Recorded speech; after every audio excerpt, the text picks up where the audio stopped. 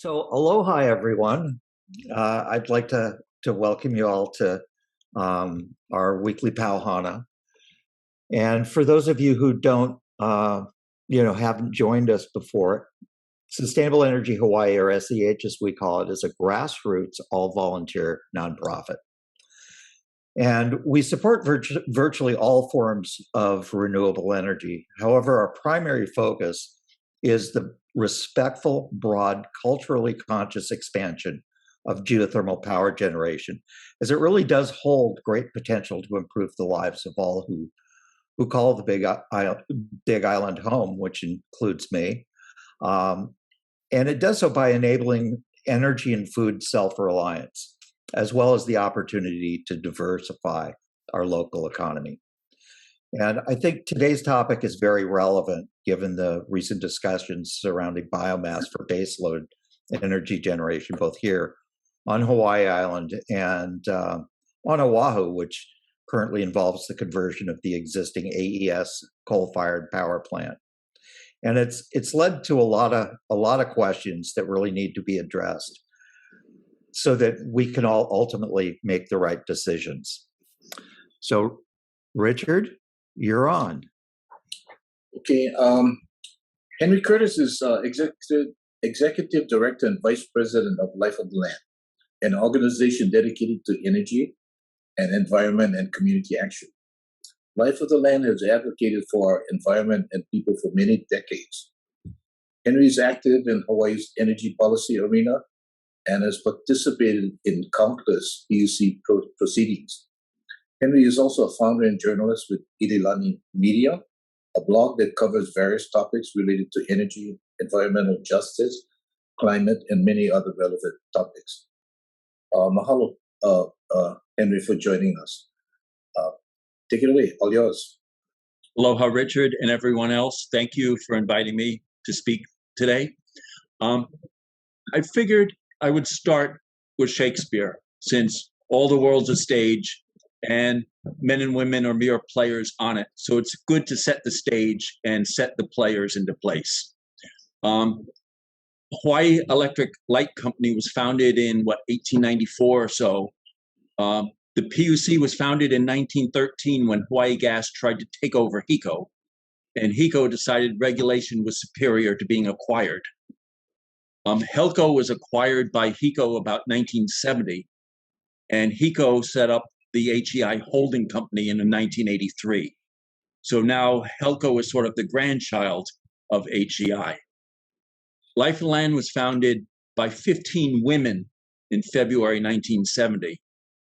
And Huhonua was founded in 2008. Huhonua is the name in all regulatory spheres. They call themselves Honua Ola in non-regulatory spheres. And that's important as a distinction. Now, one of the things that always comes up in debates along these lines is that there's a public debate about what's going on, and there's a regulatory debate about what's going on. And what's discussed in regulatory proceedings is often far different than what's talked about in public proceedings.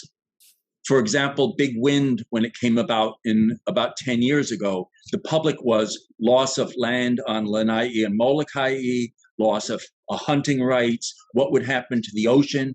But if it ever got to the PUC, it was all about reliability standards. So totally different can of worms when you're talking about what's going on in a regulatory sphere versus a public sphere. Life of the Land believes that every single project that womankind has ever come up with has positive and negative impacts to the environment, to culture, to taxes, to finance, to everything else. And therefore, we really need to look at what the impacts are. And one way of doing that is through life cycle analysis, or cradle to grave analysis, sort of like throwing out a throw net into the water and pulling objects out and seeing what arrives back. Now, of course, that's confined in two limitations. One, that often life cycle analysis only looks at some of what's out there, and you don't throw the net out into all areas. And second is the size of the holes in the net for what escapes and what you're actually looking at. So a good thing I always think about is money, finances. Now, Hawaiian Electric Light Company, HELCO, has analyzed 2 projects on the Big Island. One project is Hale Kuawehi, 30 megawatt solar project, 100 megawatt hour battery system. And HELCO's analysis is, if you look at the monthly impact of a typical residential customer on the Big Island who consumes 500 kilowatt hours of electricity per month, that their bill would go down by $6.20 a month. Whereas if you look at Huhonua and you say, what is the monthly impact from Huhonua on each Big Island residential customer? It's an increase of $13.69 per month. So that is a $20 per month swing between a solar and battery versus Huhonua. $20 a month more for Huhonua. Now, this is not Life of Land's analysis. It's not the PUC's analysis. This is HELCO's analysis. And HELCO, in filing their power purchase agreement with the PUC, asking for the PUC's approval, said, we have a disagreement over the price. We have a disagreement over the impact of the price. And the PUC is allowed to offer a preferential rate for farmers engaged in agriculture and producing electricity as a byproduct. Huhonua claims to be that agricultural interest that just happens to be making electricity and asking for a preferential rate that would offset this $20 swing, to basically say it's okay to get this additional money because we're promoting agriculture on the Big Island. Now, it's important to recognize that the agriculture that they're doing, they're not actually doing it. It's CNRR that's doing it, CN Renewable Resources, which Huhonua says is an affiliate sort of theirs, but they can't describe the exact relationship between CNRR and Huhonua. In fact, we've gone back and looked at the nearly 19,000 dockets that have been opened by the PUC since 1913. We can't find a single proceeding where the entity filing refused to discuss what their corporate structure was, refused to discuss what subsidiaries, what sister companies, and what parent companies exist. Huhonua is the only company that we found that refuses to discuss their corporate structure. So they say that CNRR is responsible for cutting down the trees, and when something is good about that, Huhonua will take credit. But when we want to look at the impacts, they say, well, that's not us. So sorry, it's outside of the scope. Similarly, somebody is proposing planting trees. That is not Huhonua, and it's not CNRR, but it's somebody else.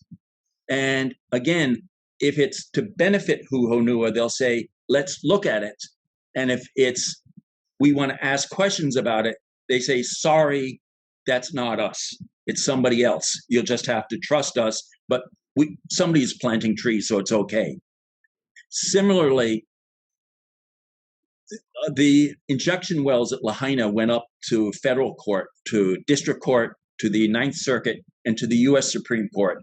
And each of the three said that if you're just putting water into the ocean, it doesn't matter if the pipe reaches the ocean, because you could end the pipe 2 inches from the ocean and just pour it all out and say it's going over 2 inches of sand, and that's fine.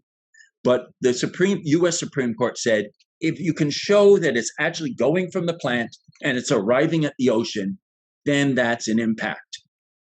Now, Huhonua originally was planning to dump stuff directly into the ocean. Now they're proposing to put it in injection wells, originally 400 feet deep, now 800 feet deep. But we have not seen their analysis because they have not even filed their application to the Department of Health. And interestingly enough, today, the Public Utilities Commission asked about 29 questions to Honua with about 100 subparts, asking for details on a lot of these issues, saying, for example, what are all the outstanding permits? What is the status of all the outstanding permits? And asking for really detailed information on greenhouse gases, on sequestration, on chopping down the trees to get a better understanding of what's going on. Now, it's important that when you take a tree and you chop it up into wood chips and you burn the wood chips, Honua says that about 23% of the energy content of the wood will be turned into electricity. The other 77% will be heat, chemicals, and let's see, there's something else, toxic chemicals, heat, and greenhouse gases. So obviously the chemicals are interesting because whenever you burn anything, you're producing carbon monoxide, you're producing volatile organic chemicals, you're creating sulfur dioxide, you're creating particulate matter, you're creating mercury that's going into the atmosphere. And the question is, how much is going in? Honua's argument is the Department of Health sets the limits.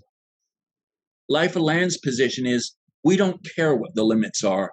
We want to know what the emissions are per kilowatt hour so we can compare it to the alternative ways of producing energy. And we want to know how you monitor it and how you enforce that monitoring. Because if you look at, say, geothermal on the Big Island, one of the issues is how do you monitor what is actually coming out of the smokestack? How do you monitor exactly what is going into the community? How do you monitor which areas of the community are being impacted? How do you verify the information? And so understanding that is really important. Regardless of whether you say the project is good or bad, there's an impact, and it's an important impact that affects ecosystems and human health. So it's important to understand. When you get down to greenhouse gases, and I want to approach this, well, I want to approach one other thing first and then approach greenhouse gases. If you look at, for example, Hawaiian Electric Company, and you say, okay, they're getting their fuel from Par Hawaii. And then you say, well, where is Par Hawaii getting it from? You can actually, through Public Utility Commission proceedings, trace back and figure out that half of their total input over the last 10 years has come from Russia and Libya. And you can see the breakdown for every country in the world about how much fuel they're getting from where. Geothermal, you know where the fuel is coming from. H-Power, you know where the fuel is coming from. Honua says, we're chopping down forests. Well, they don't want to say we're chopping down forests. That's our expression for what they're doing. But they're chopping down trees, and they're chopping down trees in a whole bunch of areas on the Big Island. And we've said, well, are there bats there? Are there endangered species there, flora and fauna? And their response has been, will you tell us what you think might be there? And our response is, well, practitioners would probably have a better idea of knowing what's there. Conservationists and environmentalists on the Big Island would probably have a better idea what's there. So why don't we find out publicly where these trees are being chopped down, ask the public for input on what the things of concern are there, and then we can have a better idea of the impacts. To which Honua has responded, no, their location is classified. You can see it because you're in the docket, although it took us a long time to be allowed to be seen it. But we cannot share this information with the public. So if there's a endangered species or if there's some other impact on something, you alone have to say to us what it is, but we're not going to tell you. And we're not going to share it with the public. That's going to be interesting at Public Utilities Commission because more and more community values are important, and the Public Utilities Commission wants to know how the developer and how the public have interacted. For example, there's a project that will become public tomorrow. Well, it's public today, but the deal will become public tomorrow, where in the middle of an evidentiary hearing, the community, the West Maui Preservation Association, proposed mediation with the developer of a renewable energy project. And the PUC agreed to allow the parties to go into mediation to try to settle it outside of the PUC process. And the agreement was just reached today, and it will be publicized tomorrow about what the agreement was, that it's all been settled outside of the formal Public Utilities Commission process. But that's because the parties and the public knew where it was being built, they knew what existed there, and they could discuss mitigations, and they could discuss compensation and other things like that. Whereas with Huhonua, the public has absolutely no clue what's being chopped down or where, or what's being planted or where. In fact, one of the proposals is that some of the trees will be planted in the Northwest, Southwest, Northeast, or Southeast United States. And some may be planted in Hawaii. But where you can't, the public does not have a right to know. So if we look at greenhouse gases, and I want to approach greenhouse gases not by saying what our position is, but by saying what the issues are that someone who is using due diligence and analysis would have to look at to determine what they feel are the greenhouse gas impacts. One of the most important things is, what is the baseline? And this is absolutely critical. What are we currently doing? What will the project do? And what is the differential? The differential is what is attributed to the power plant, to the full Huhonua operation. What is the differential? So Huhonua has argued that since the trees are already planted, we can count the sequestration that has already occurred in the greenhouse gas analysis, even though if we're not given permission to chop down the trees and produce electricity, the trees will still be absorbing greenhouse gases. So the trees have already absorbed will be there regardless of whether Huhonua goes on or not, but they want credit for that. Another thing they want credit for is they're going to chop down trees, chop them down, plant them, chop them down, plant them. And at some point in the future, way in the distant future, they'll plant some more, and they want future trees to count towards this whole equation. But we know that we have to get to net zero by 2050. Michael Mann today talked about how we have to do a 50% cut by 2030. So it's really important how we do it each year. And so you need to know the baseline, and you need to know what the change is. Now, so this sort of flux is called, this addition is called additionality. What is the change? What is the addition due to the project itself? And additionality is one of the most complex calculations for a project, because you have to either guess, basically what would happen if the project wasn't built, and look at what happens if the project is built. Calculating the difference, you have to therefore do some tricky calculations that can go really wrong really easily. For example, planting trees, you need to be able to monitor and verify the carbon savings that actually occurs. If you plant trees and then they're burned down in a forest fire, you're not actually saving anything, and you have to compensate that somehow, in some way, to show that you're actually sequestering. Another thing is, if a tree is sequestering carbon right now, and you chop it down, then all of the carbon that would have been saved for the lifetime of that tree, had you not chopped it down, you've lost. And therefore, how you account for that, whether you say, well, it doesn't matter because I chopped it down and therefore the tree is down, or you say, yes, there was a certain amount that would have sequestered had I not chopped it down. So then another issue is greenhouse gases exist in the soil, in vegetation, and in the atmosphere. And in that cycle, the majority of the carbon is in the soil. The minority is the combination of vegetation and the atmosphere. And we know that different ways of processing, of chopping down trees has different effects on the soil. And scientists have gone even one step further and said that if you put carbon into certain kinds of soil, it will sequester the carbon. And if you put carbon into other types of soil, it will emit it into the atmosphere. So it's important to understand what the type of the soil is at the site that you're doing the chopping down and the planting. And so it's interesting because Huhonua has been sort of very resistant to a number of these issues. And we've been raising these issues for a number of years.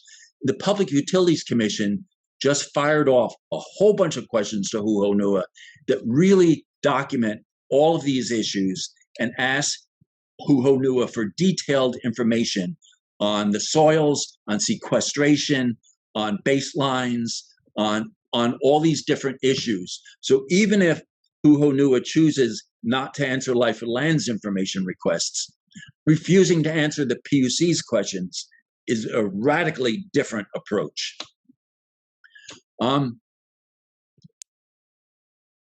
So I've been going on and on for a while. Are there questions while I formulate some new thoughts?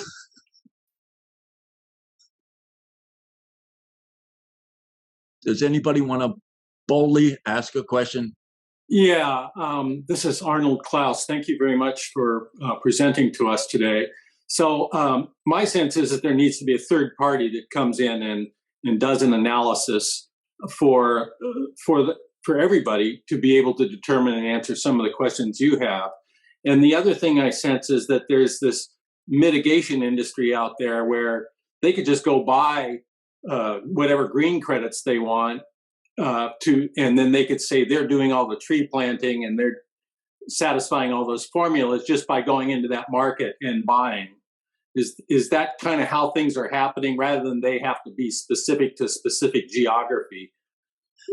That's a good question. And let me refer in another way to another proceeding that we're in, which is the gas company, where they were proposing to import fracked liquefied natural gas.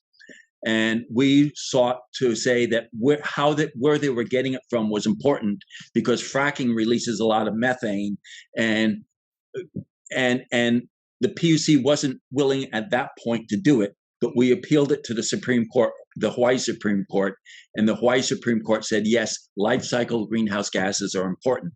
The gas proceeding is now moving forward, and the gas company is going to have to look at the upstream impacts. Same way with PAR Hawaii, when they want to renegotiate their fuel supply contracts with Hawaii Gas and Hawaiian Electric. The fuel supply contracts moving through the PUC looked at the upstream emissions, the emissions from where the oil is coming from, the drilling, the transportation to Hawaii, to look at the full life cycle.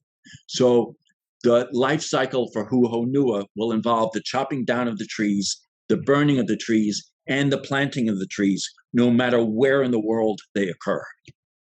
And so it's really important that if you're using a carbon offset, that the carbon offset isn't a fake carbon offset. And we know that in the beginning, most carbon offsets were fakes.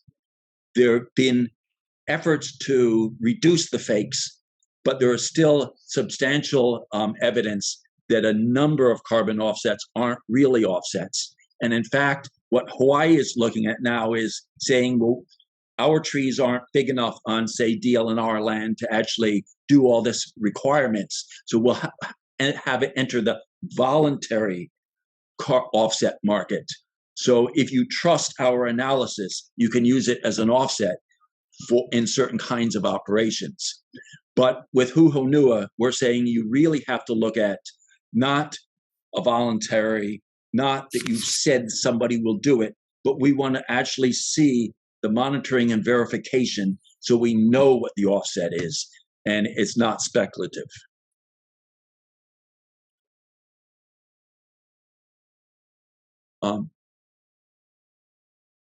Any other questions? Thank you. We do have a couple of people with, so Charlie, do you want to go next with your question? Oh, thanks very much, Noel. Henry, having grown up in the wilderness, I know that there's a huge difference between a mature forest and a young forest, not to mention more something like an old growth forest versus a plantation forest. And I'm wondering, in terms of carbon sequestration and so on, has that been part of the conversation? I mean, because I think the way they're approaching this is kind of nonsense when we're talking about sequestration of carbon. Yes, today the PUC filed questions to Huhonua that would become public tomorrow. The parties sort of get usually one day advance to see what's going on. And the Public Utilities Commission has asked about the age of trees, how much different kinds of trees sequester, and all kinds of information along those lines to get an accurate picture of what's going on. Thank you. Yeah, thank you, Henry, for laying that out. It's obviously not good for Helco ratepayers, and it doesn't look very good for the environment.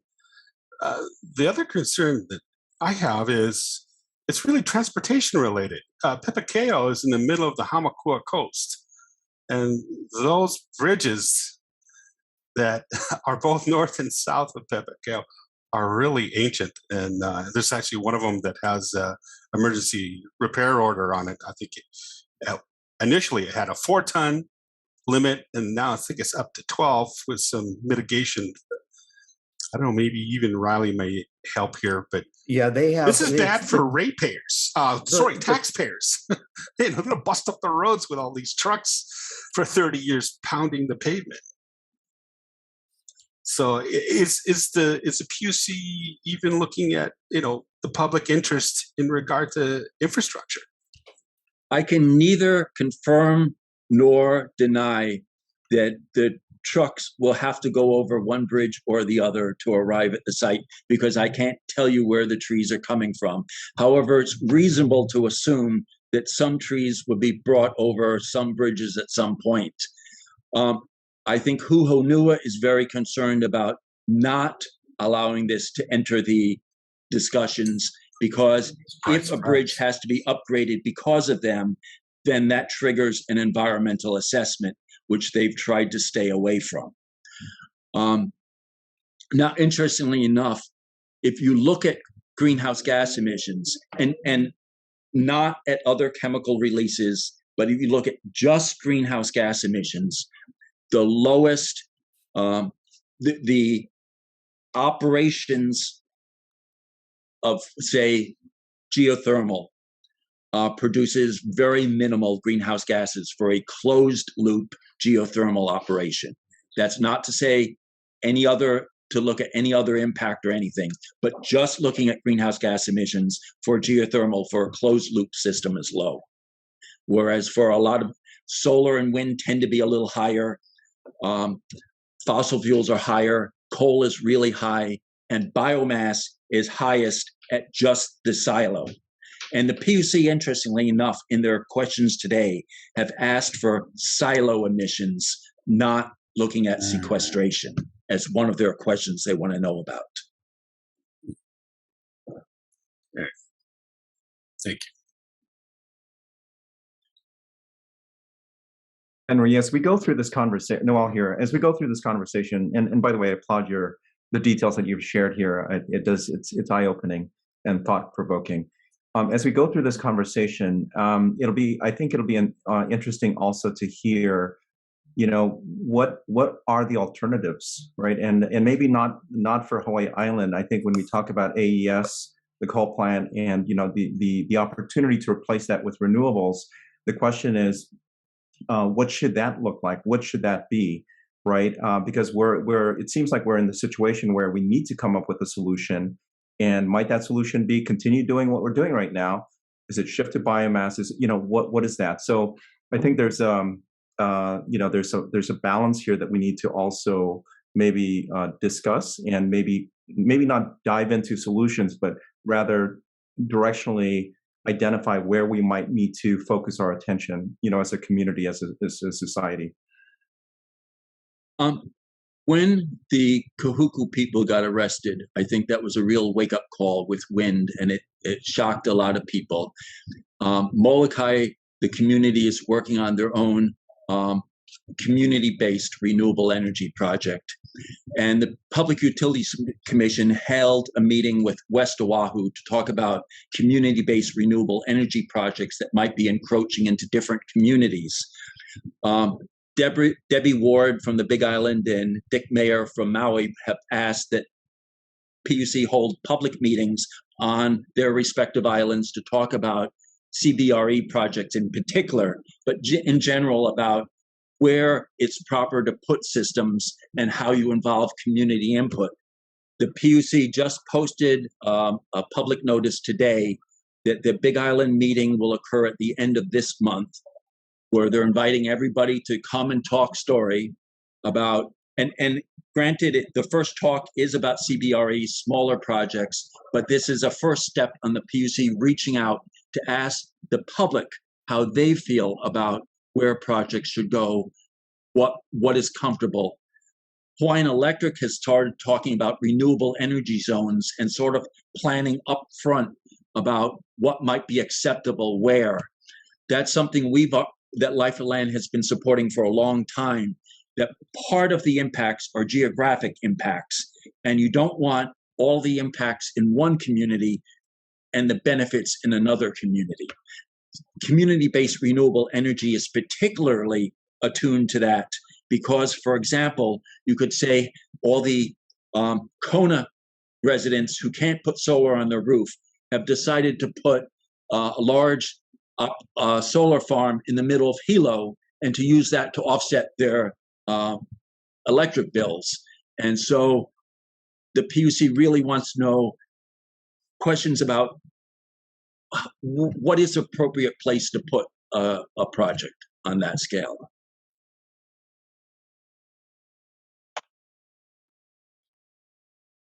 John, you have your hand up? You're muted. You're on mute. Thanks a lot, Henry. That was really insightful. I don't know that much about biomass, and at the possibility or even probability of making a fool of myself, I want to ask Henry if, and the legislature is going to meet in a few years, so is there possibility of a bill? For example, would it be reasonable to eliminate biofuels from one of the sources of renewable energy? That's a really good question, and we really need to discuss what all the things that fit under the definition of biofuels or bioenergy. For example, Pacific Biodiesel converts waste grease and flowers into fuel that's used for both transportation and for Helco, Hiko, and Miko generators to help them start up. So that is one type of bioenergy.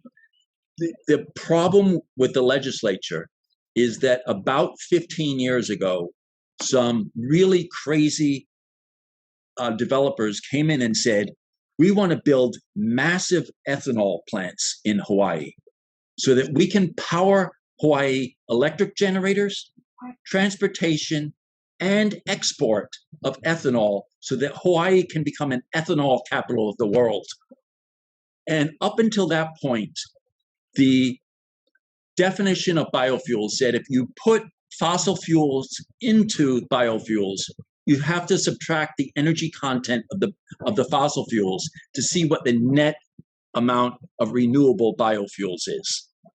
And the legislature decided that would not be conducive to becoming an ethanol powerhouse in the world. So they changed the definition to say you could make biofuels from 100% coal and it's still 100% renewable. Now, interestingly enough, Brazil is the one place in the world where you might be able to produce ethanol that you put less energy in than energy you get out. The US Department of Energy has said, no, in the United States, if you put 3 units of energy in, you get 4 out.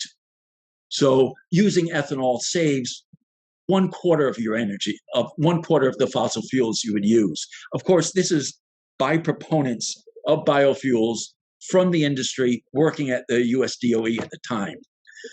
But in general, ethanol is a lousy substitute. But in order to lure developers here, the legislature changed the law about 2006. And bills have been introduced every year since then to fix this definition. And it's never been fixed. And there are powerful interests, especially in the Senate, that do not want the bill fixed. Just like the RPS definition, with the Renewable Portfolio Standard definition, if you have an island that has 4 types of energy, a gas utility, an electric utility with solar panels for the electric utility, and an on-site diesel generator and an on-site solar. So you have 4 units coming into the only building on the island. Basically, one room is a gas company gas line, one room is an electric company solar coming in, and the facility has on-site diesel and rooftop solar. And all 4 are exactly the same in the amount of energy they produce. A 5th grader would tell you it's 50% renewable and 50% fossil fuel. But if you add up the renewable portfolio standard for the island and the fossil fuel percent, you come out to 250%. That definition has been known publicly for 6 years at the legislature, and the legislature hasn't fixed it. What Hawaiian Electric has said is, we will use the bogus definition to reach our 2030 and 2040 goals, and we'll use the real definition to reach our 2045 goal. Ulupono initiative proposed that the utility get a bonus for increasing the amount of renewables above the real percentage, not the fake percentage. But these are the 2 biggest problems at the legislature. One, that the renewable portfolio standard definition is totally wrong, and 2, the bioenergy definition is totally wrong. I should say one other thing that's really important, because the amount of energy is constant in the universe. The amount of energy is constant in a closed system. Energy can't be created, it can't be destroyed. There is no such thing as renewable energy scientifically. Renewable energy is a political definition that changes by time and place. In Hawaii, in the last 20 years, energy efficiency, fossil fuel-based biofuels, rooftop solar, and conservation have all been considered renewable energy and have all not been considered renewable energy at different times. Legislatures keep changing the definition of what renewable is. So the quickest and simplest way to get to 100% renewable is to simply say, whatever we're doing right now is renewable. We've already reached the goal.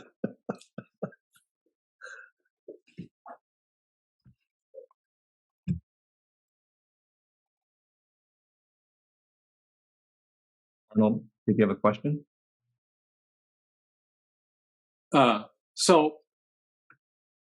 I'm curious to know what the ideal formula of renewable energy would be on the island and in the islands. And then the other is there a capitalist model that just might outcompete biomass and like if you're able to put in enough solar, the biomass becomes inefficient and they lose in the competitive marketplace. Is there a solution of renewable? I guess what you think the right chemistry is, and then is there a capitalist way to just outcompete the bad emitters? Let me answer that three ways, I think. First, if you look at U.S. Department of Energy projections for the next 20 years or 30 years about what is coming, biomass is about 1% of what they're projecting that will be used. Clearly, solar and wind are the cheapest forms, and clearly batteries are part of an explosion in terms of how long they last and how much they cost. They're going dramatically longer, dramatically cheaper. So solar and wind and batteries are going to be a huge part of it.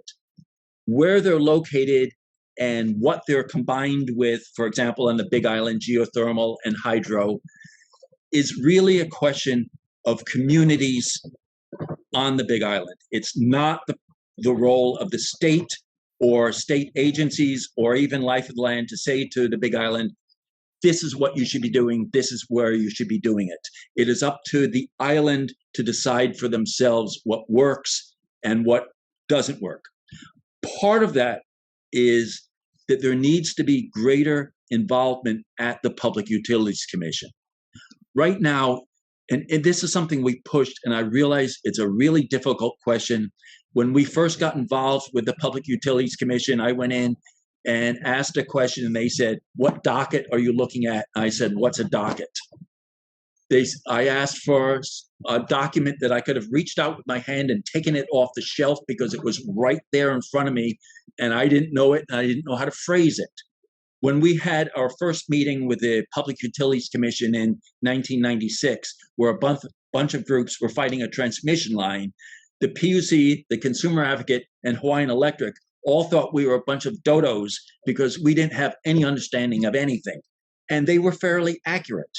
We did not understand what we were talking about. We didn't have any understanding. So it says learning curve, but there needs to be greater involvement of the community at the Public Utilities Commission.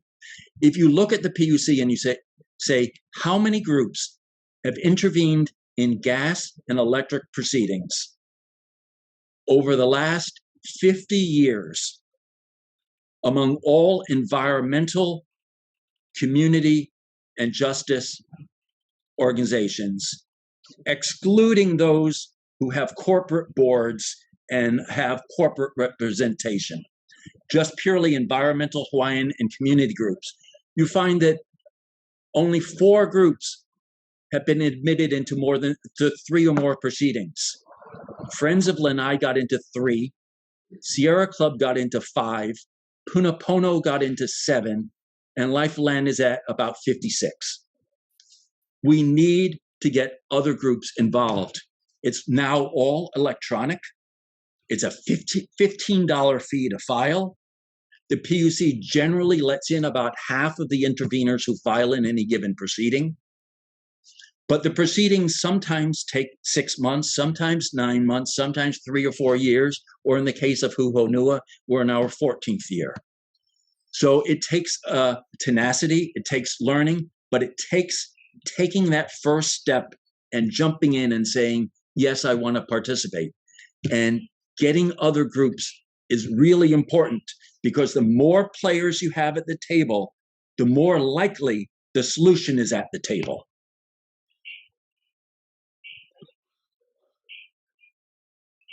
Yeah, Henry. Susan, I think you have your hand up.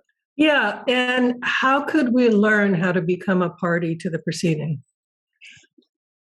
I can send out a guide on how you intervene and also post when proceedings are coming up that parties are likely to intervene in or want to intervene in. Would be great, Henry. Thank you.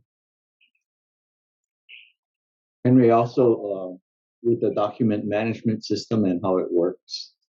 Yeah, we argued for years that things should be digitalized and on the web. In fact, Life of the Land was the first group that posted 100 decisions on the web. And we basically spent 50 cents a page. We spent, I think it was, we had to pay to print the copy. We had to pay to turn it into a web document. We had to pay to put it on the web. And most of the decisions, in fact, I think all of them we didn't support, but it was important to get something on the web to show this is how you do it. The PUC since then has posted virtually every filing in every docket open since 1998. So they posted tens of millions of pages on the web. There's a search engine that allows you to search by search word using all the different search characters that are around.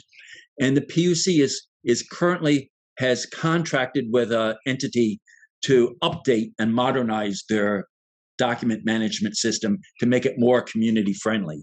That will take a little bit of time, but right now, everything is available at the document management system. It's an amazing collection of documents. Noi just posted in the chat indicating that you can also get an email, a daily email of what's been filed. Right, you can get a daily email by docket or by everything that has been filed that day or the previous day, actually. With the caveat, and the PUC even says this clearly, that on a holiday weekend, the day that the holiday begins, when things get posted, that post is incomplete. And so you have to go back and look at it a few days later.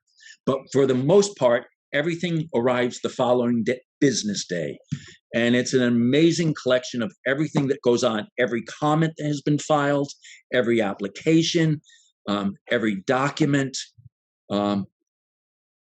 just amazing. Every tariff. Yeah. This reminds me of the the activity during the legislative session, which is to understand what bills are being proposed, how to submit testimony, et cetera. And I put this in the chat. I think that empowering our people, providing them with access to the how-to, right, how to get to it, how to make it happen, I think is going to be a very important task for us moving forward. Arnie, John, you posted something in the chat as well about Arnie's question earlier about the definition of renewable energy. So, Arnie, was your question answered earlier?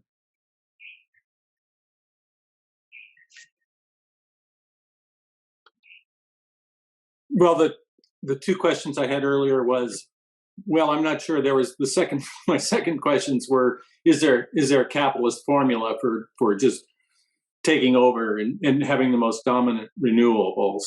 And I think you partly answered that. So I'm not quite sure. I don't recall which the original question was. Okay, I've asked about four.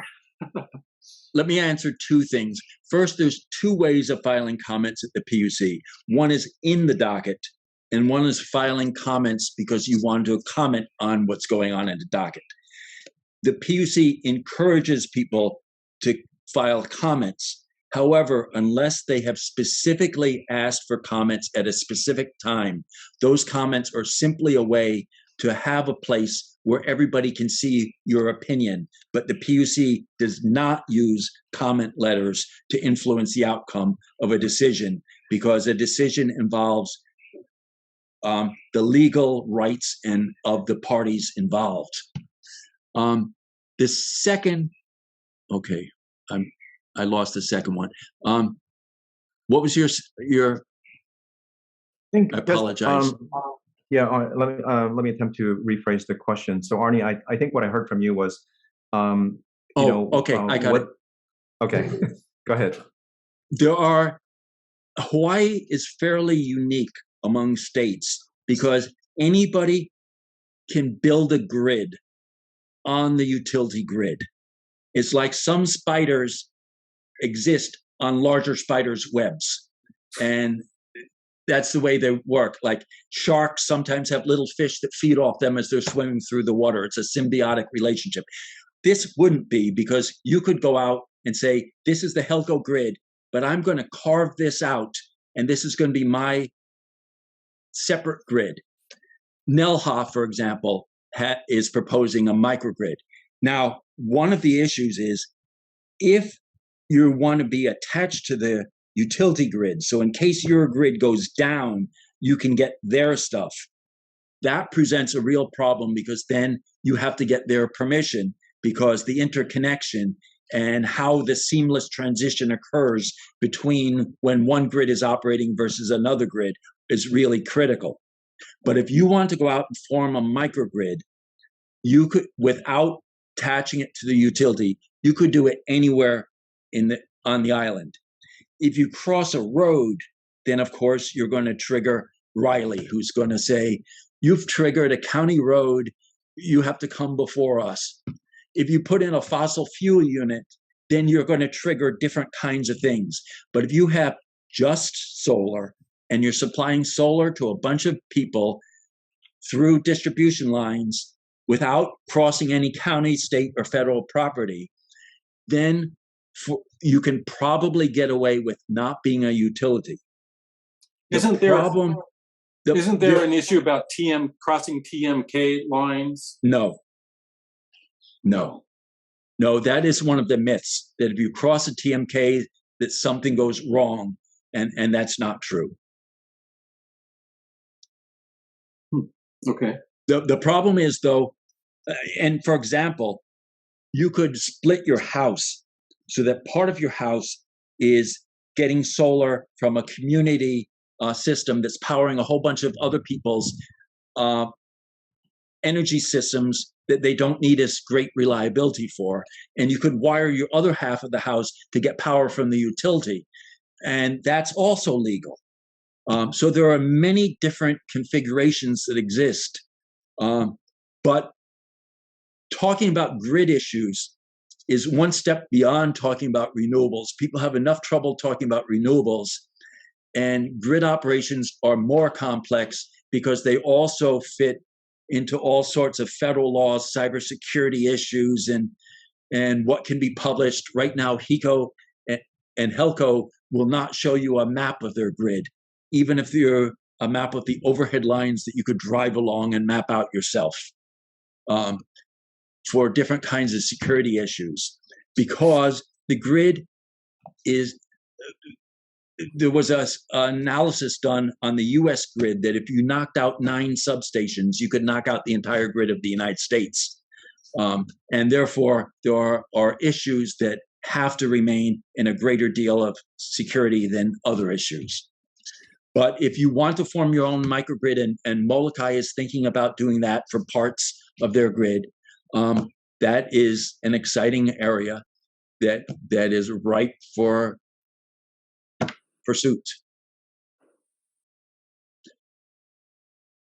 In fact, Parker Ranch, about a dozen years ago, thought about whether they could create a microgrid for their area of the island, and they could reduce rates. The cost of energy was higher at the time, but they would use wind and hydro to entirely meet their own needs.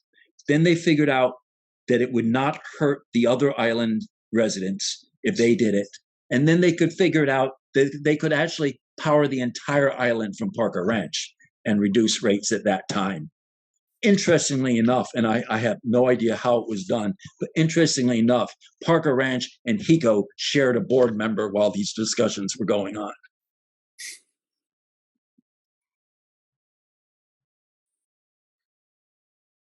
Henry, thank you so much for this time. We're almost up on time here, but I think if you're willing to stay on and if there are a few more questions, I think we can field them. But everyone, we're almost up on time here, so if you need to drop off, feel free. Henry, do you have a few more moments to field any questions, or do you? I have half an hour that I can give. Okay. So, for everybody else, if you're needing to take off, feel free to do so. Don't feel obligated. But I think there's some very interesting questions and maybe additional things that we need to uncover here. So, does anyone else have questions? Well, this is Riley. Yes, Riley. I need to go. But regarding a training, I can talk to internally with ASU, who actually Arizona State University represents the county in a lot of the dockets. I can see if they could take on a training session. Oh, that would be great. PUC. That would be great. I think we're kind of exchanging notes here in the chat, but based on Henry, based on what I've heard here tonight, it sounds like the voice of the public and the people need to be heard, and it's a terrific opportunity and it's there, but we're not taking advantage of it. I feel that part of it is just lack of awareness and also just not knowing how to do it. So there's a clear opportunity for us to educate, so that we can we can influence, just make known what the needs are, and hopefully that will allow for the decisions to really be more cognizant of what really helps is you can actually read the filing without thinking you're informed by reading the newspaper. And right, Arizona State University is one great source. Rocky Mountain Institute has facilitated a lot of meetings for the Public Utilities Commission. They're another great source. Allie Andrews has been helping the Molokai community. She's from Shake Energy out of Fresno and has been really active on energy projects in Hawaii. So there are a number of different sources for finding it, and really getting more voices and more discussions and more disagreements and more contentions and putting more out and getting more involvement will lead to much stronger decisions. Right. Yeah, make the system work or fix the broken system, basically. So you don't end up lying across the road when the truck's coming. Right. I want to thanks, Riley. Really appreciate that. So I want to acknowledge a couple of things around the upcoming legislative session, and it goes back to the two challenges that we discussed earlier. One is the definition of the RPS, and then also two, essentially a position or definition of bioenergy or biomass, or just the definition of what is a renewable energy, right? So given that there have been these attempts to do it repeatedly over the past few years, and they have not been successful, what can we do? What should we do? I think we're coming up on another session here, and I'm pretty sure there will be attempts to do this. But how do we avoid insanity, right? How do we change what we do so we can actually make progress? I think this upcoming session will be really critical because every legislator is up, and therefore every legislator will want to show that they are making meaningful contributions. On the other hand, the evidentiary hearing for Honua will occur in January, and some of the legal briefs will then be filed in probably February or March. And some legislators might be nervous about seeking to pass a law. Even though it's prospective rather than retrospective, they might be nervous about getting involved in something that's litigious right at the moment.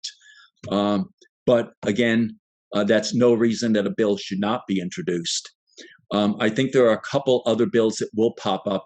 One is aviation emissions, and the other is green fees, whether people coming in to visit Hawaii should pay a fee to compensate for their emissions that they're causing visiting here. Carbon tax may or may not come up. It was interesting listening to Michael Mann today at the Hawaii Music Festival, Hawaii Music and Film, whatever the things going on right now, where Michael Mann, who is a major climate guru, said that anybody who opposes a carbon tax, it was designed by the devil, backed by Russia, and is part of the far left, far right coalition that doesn't understand the issues. But nevertheless, he's willing to meet and discuss things with them. And I thought, okay, that's interesting. So carbon taxes are, and then he gave the example of Australia, having a successful carbon tax. Of course, they had a carbon tax from 2012 to 2014, which is hardly a time to see how it worked. But carbon taxes will probably be another hot button issue at the legislature.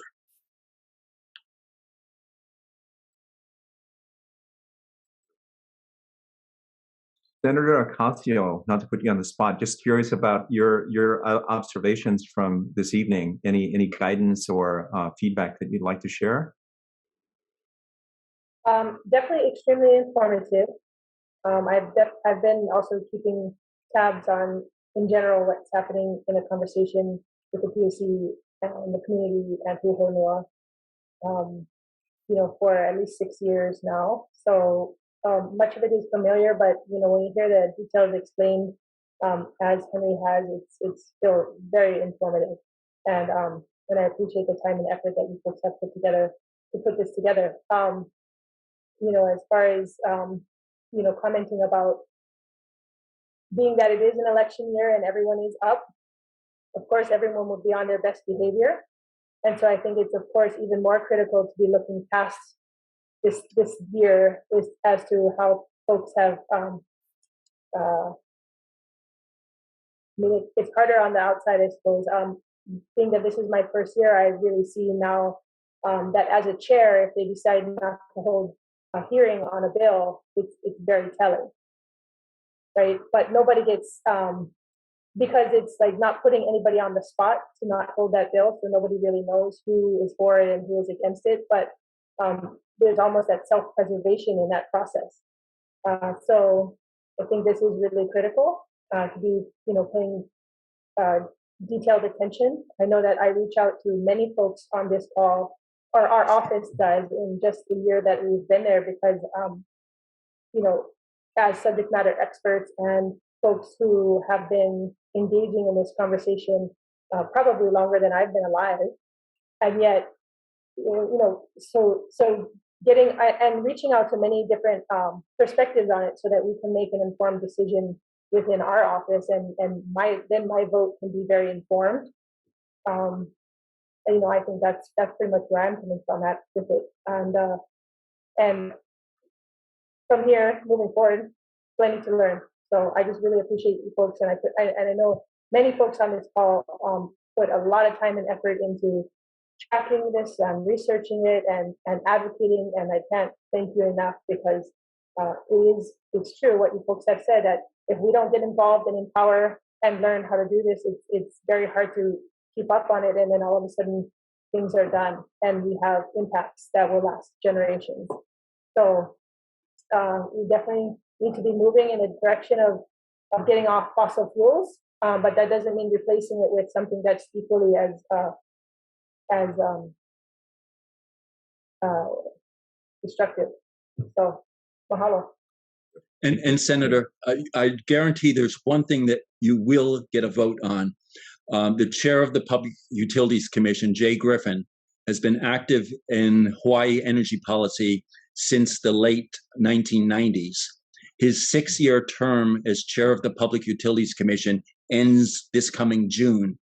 So it's unclear whether he will be reappointed. It's unclear whether the Senate will approve him or not, but he has overseen a huge transformation. Hawaii is one of the leading states, one of the leading regions in the world, undergoing a tremendous change. And who winds up as chair of the PUC will be critical going forward. Yep. And that is one issue we will stay away from, because we do not endorse any candidate for any elected or appointed position. Mm-hmm. Thank you, Henry. Thank you, Senator. Mitch, you have your hand up? Yeah, I have my hand up. First of all, great information, Henry. Good to see you. I have a question. We already have a carbon tax in one way, and that's the barrel tax. And that was sold to the general population, the general public, that money would be used and invested in renewable energy. And that's why I think 90% of people supported the tax. No sooner did the tax get put in place where the legislature went and grabbed like 60% of it to go to the general fund. So it was a classic bait and switch effort on the part of the legislature, and they've never ever given it back. So my question, I have a question. I made my little pitch, but the question is, so if there are some carbon taxes coming in, or they increase the barrel tax, how should that tax money be spent, in your opinion? It raises two issues. One state, I forget which one, I think it was in the Midwest, proposed a carbon tax and proposed to put it in their constitution so that how it would be allocated would be cemented in place. And as the bill moved forward, they removed the constitutional amendment and just made it a law because, again, they want to be able to play with the money and not have a requirement that way.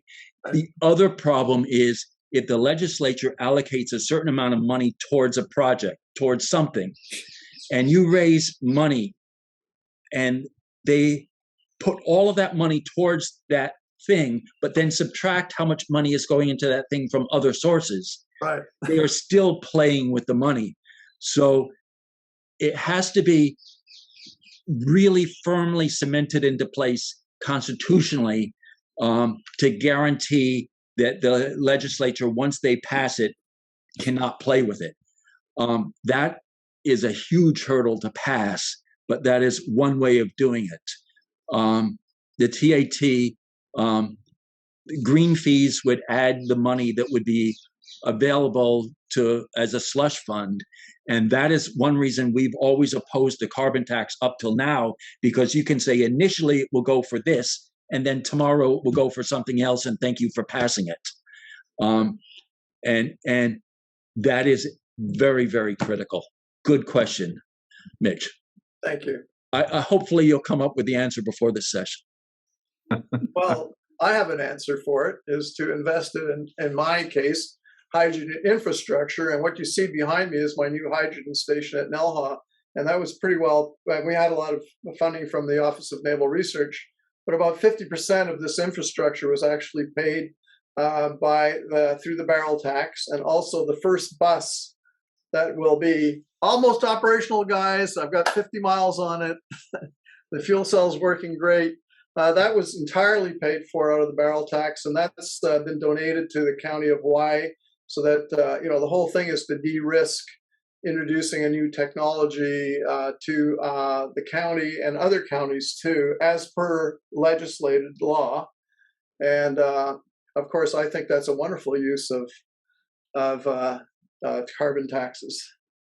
And you're right, Mitch. I should have corrected that. There are three ways of dealing with transportation: electrification, hydrogen, and sustainable biofuels from grease, oil, from flowers, that kind of thing. So hydrogen can play a role in the future. Again, it's not up for me to say that. The Big Island should figure out for themselves what mix they want to go for. But I just wanted to make, that's great. And thanks for that, Henry. But I just want to make the point that it should, in my opinion, it should be invested in green technology, whatever you want to call them, green technologies, renewable technologies, and infrastructure, and promoting electric vehicles, electric charging, the whole 9 yards, and not off as a slush fund. So that makes it palatable to the electorate. That okay, I got this carbon tax. I don't want to pay it, but it's being rammed down my throat, so I got to pay it.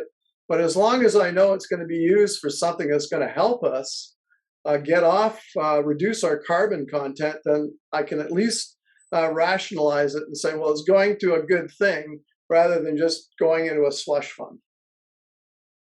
And part of the equation has to be, how do you get renewables into the economically challenged communities? So part of it has to be dedicated so that those at the lower end of the spectrum economically can be part of the solution. You're absolutely right. Totally agree with that. And I would like to add one more thing, Henry, to what you mentioned earlier. So the different forms of sustainable transportation. There's another one that is not necessarily related to vehicles, and that is finding ways to reduce the passenger vehicles that we need to have on the roads to be able to get around. So it's optimizing mass transit, it's getting first last mile covered. It's, planning our communities, building communities where the jobs are, so you don't actually have to be, commuting, getting behind the wheel. There's quite a bit that needs to be done. But I do agree. I do agree that we need to figure out a solution that applies to everybody and not just the folks who can afford. So really appreciate that. Richard, you had. I want to say I wrote a bill a few years ago that really would use some of the funds to support mass transit on neighbor islands where there's really inadequate bus service. And bill was at the legislature, and it had a grand total in hearings of 0. Public transportation, a really awesome public transportation, that's your first choice before I do anything. That's where we should be investing our money. That's how we help the low income people, so that their kids don't have to walk 5 miles to go to school, and there's no bus whatsoever in their neighborhood. And I think this is what the Big Island is going to lead the way and show the other islands, everybody else, how to do it. So, and by the way, I think the notion that mass transit is for the poor or for the economically disadvantaged. I think when we visit other countries that have very mature public transportation systems, you actually see that it's the other way around. It's like, if you can afford to, it's almost like the way to do it, right? Instead of trying to get behind the wheel of a car. So there's a lot of potential here, and it's good to hear that we've made the attempt, and I think we should make even more attempts to optimize that. Richard, you had your hand up a few times. Was there a comment or question from you? Yeah, I'd like to mention geothermal. And the reason I'd like to point that out is because geothermal is facing some serious challenges.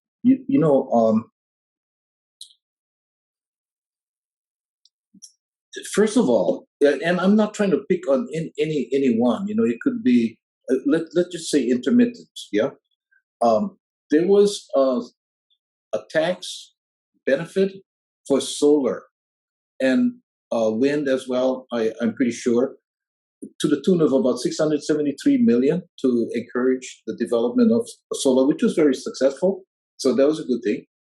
But that geothermal could not qualify for that. So that's one thing. And then the second thing is geothermal actually pays royalty fees based on the amount that they produce. So they generated about 25 million. And none of that went to exploration. So our group, realizing that we're going to be over the hotspot for 500,000 years, and the price of the heat is not going to change. It's going to be the same thing. And actually, the steam just comes out of the hole, rises to the surface, and spins a turbine, makes electricity. It's really straightforward. Only about 1% of the world has that. But anyway, I wanted to point that out. So I also wanted to mention that we're very much aware that, doing more geothermal in the East Rift is probably not a good risk. So we're looking at exploring other parts of the island. So how do you feel about geothermal in general in that particular situation? First, there's enough geothermal in the ground to provide all of mankind's electrical needs for the next 10 million years. So we're not short geothermal. I have to put in a caveat, because geothermal is the only renewable energy that I have 3 separate opinions on. One for Life of the Land, one as a former board member of Punapono Alliance, and one for Ililani Media. And they are 3 distinct viewpoints, which are all different than my own viewpoint, because sometimes in Ililani Media, I publish things that look like I'm taking a position, but I fundamentally disagree with it, but it's for public education. So it's really 4 different positions that I have on geothermal. So without going into what my opinions are on geothermal, let's say that you could put geothermal on the west side of Hawaii Island. You could put it in Hana. You could put it in Waimanalo. There are a number of places around the state that have geothermal potential. The real issue will become cost. And the idea of intermittent energy has existed for over 100 years, and it's about to be displaced. The US Department of Energy is now looking at post-baseload energy, post requirements of 24/7. What you really want is a portfolio of resources, so in any given hour, you have enough power, and it does not matter whether you have one generator on all the time or you have 10,000 generators on each for a minute. One of the things that matters is how large your largest unit is. Because if your second largest unit crashes and your second largest unit is down for maintenance and your largest unit crashes, you need to have reserve power on hand to handle that. And the larger the unit you have, the greater reserves you need. When AES goes offline, it will reduce the largest generator from 180 megawatts to 140 megawatts, which will mean you need less spinning reserves to guard against the fact that AES may crash, and AES has crashed at times. So the size of generators are really important, but the idea of intermittent versus base load is something that is critically important 5 years ago, somewhat important today, and will be totally irrelevant in 5 or 10 years. In fact, if you look at batteries, energy storage, and this is a good example, batteries up until today are able to follow the wave pattern on the grid. So they can see what the wave pattern is and follow it. But Hawaiian Electric is now asking that battery installers are able to not only follow the grid, but basically form the grid, help to create the wave, so that batteries will be a synthetic form of inertia, like this way that fossil fuel plants operate.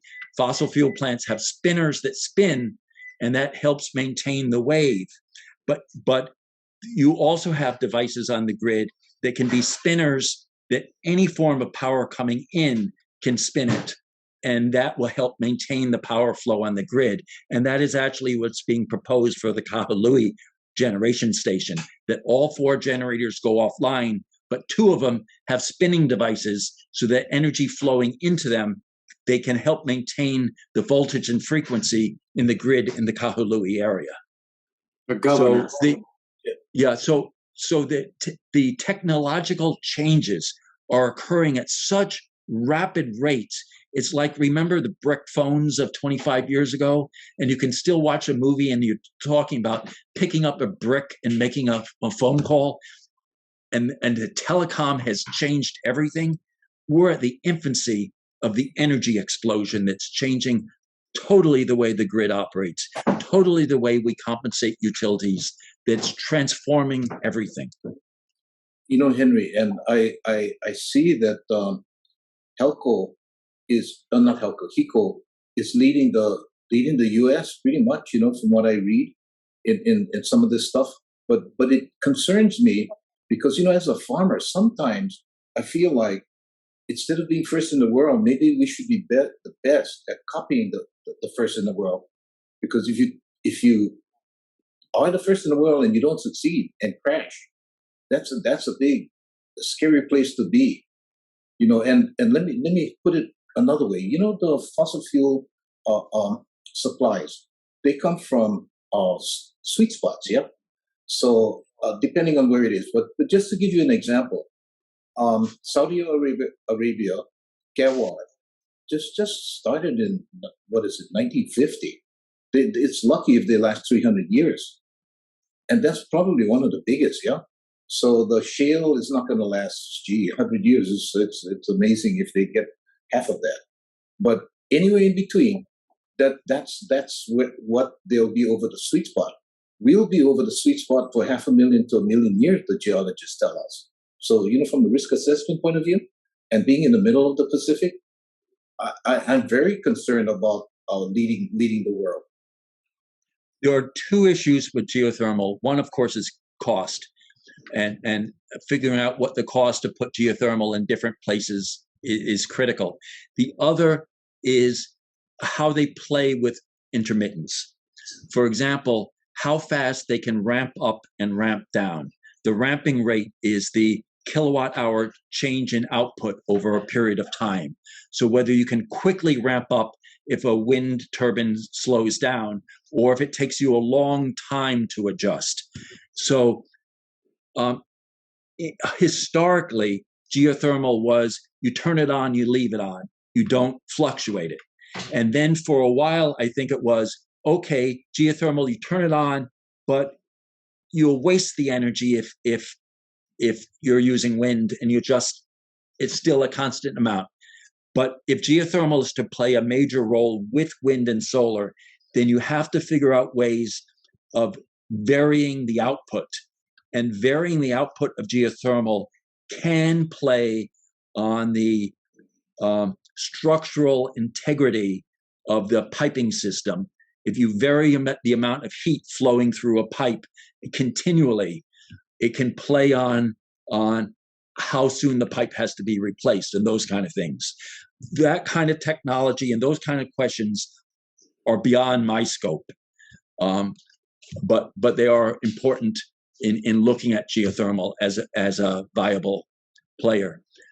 Interestingly enough, when I ask people what is the country that has the highest geothermal percentage of their power in the world, few people can come up with it.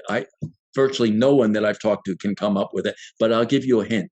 The country is in Africa.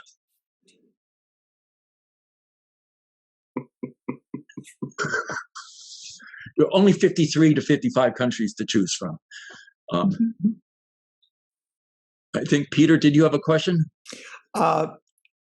Yeah, I was going to say that, the information that you were just sharing about the ability to fluctuate output is really very interesting. At the same time, I think that that plays into what Mitch was talking about, because if essentially you don't want to run the what would be curtailed energy into the ground, but you could do the same type of thing, ramping it into electrolyzers producing hydrogen. So that could be a destination for this otherwise kind of static output, and could be then regulated in a way where it wouldn't go to waste. It could be productive, et cetera, et cetera. And oh God, I had another question for you that.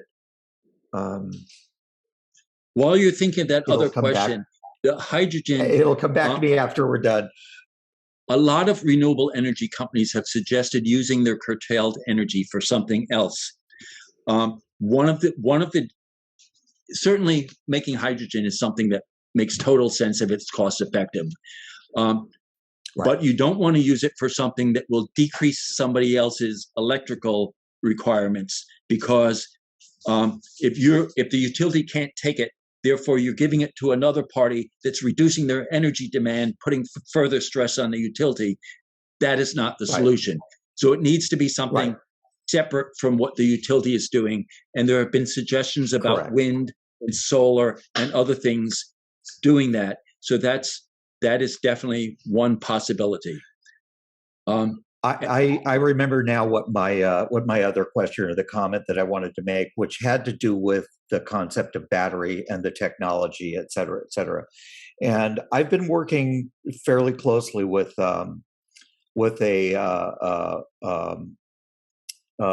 geologist and a raw materials and mining expert that is the lead researcher for the Geological Survey of Finland.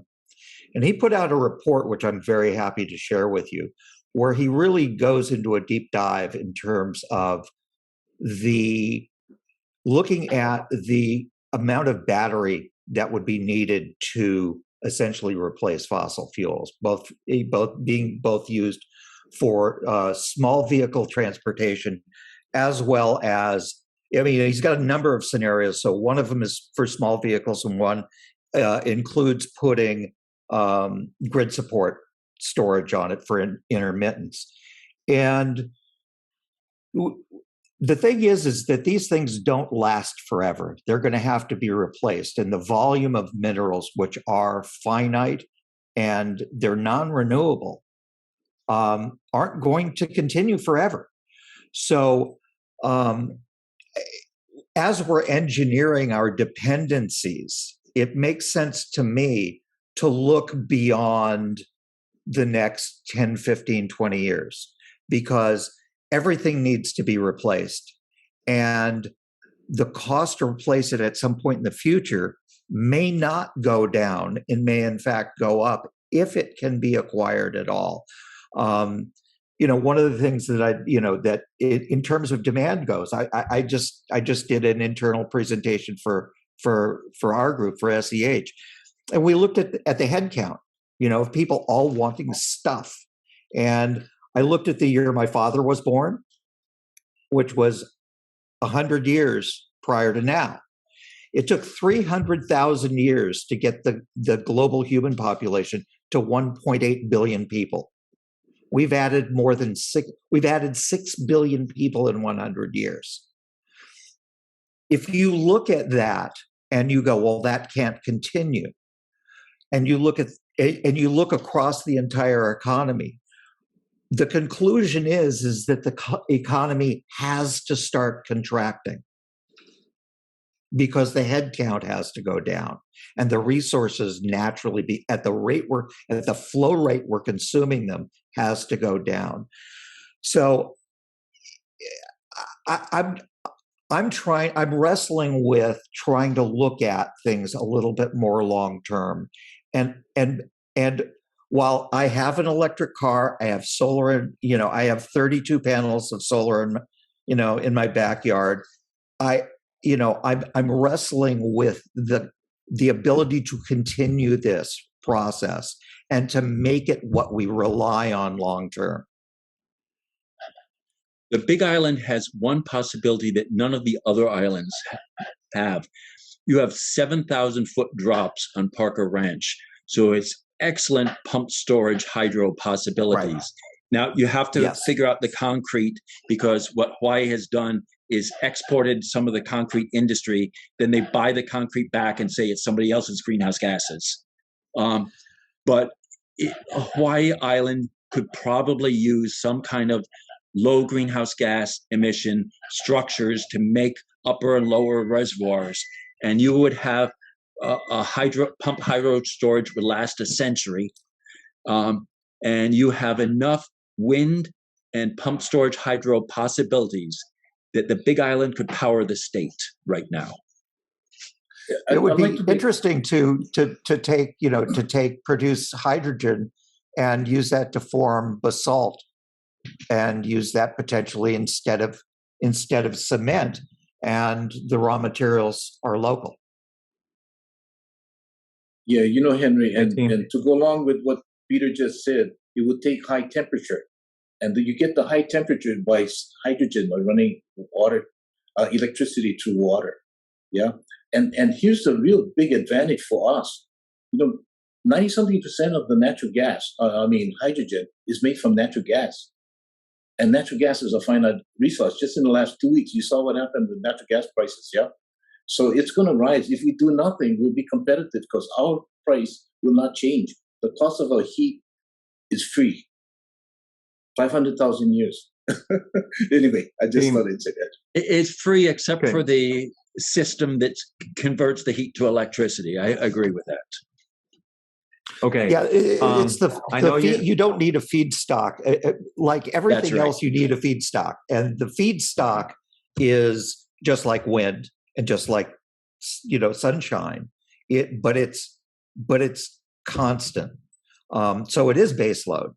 And what's the difference between drilling for oil and drilling for geothermal heat in terms of the cost? Because they use the same technology, and you have the same enormous upfront costs. what it likely is it's the marketplace, the ability to distribute at the economy of scale so that you can recoup your costs. So the issue, if we're going to use geothermal, is to create cash flow to support that upfront cost in an effective way. Thank you, Peter. Mitch, you're going to have the last question or comment, and then we're going to be wrapping up. Thank you. Okay, thanks. I just want to comment that my electrolyzer at this station was designed to be able to ramp up and down very quickly so that it actually provides an ancillary service to regulate grid frequency, and as well as producing transportation, a fuel for transportation. So that's been designed into the station. We can test that. We actually tested it up in Canada. We know it works. Not quite as fast as a battery, but we could integrate a small battery in there as well as a shock absorber, and that would mean the geothermal plant can operate at a steady state. Because so your island has everything other islands don't.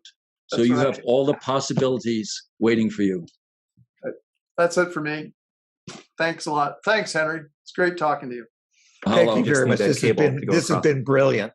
This has been just brilliant. Yeah, Henry, thank you. Thank you so much. Really appreciate it. Thank you. Everybody, I really appreciate you staying on. Aloha. Have a great weekend. And until next time.